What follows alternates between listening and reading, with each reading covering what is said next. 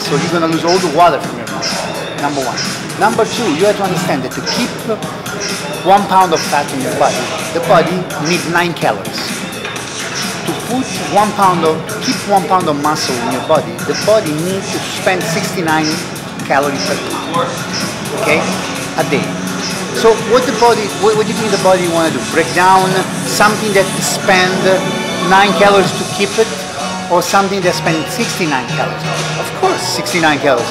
That's why the first thing you break down is muscle. That's why you're... Most people, oh my God, I lost 20 pounds.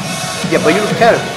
That's why you try, the most important thing is to keep your muscle toned with the workout, but just give the right food to the body. And the only thing to keep your muscle toned is to involve the muscle with the full range of motion. So you have to save like energy in different things, like avoid it to, even I would say to do cardio too much, and not saving the range of motion during the exercise. This is against yourself, okay?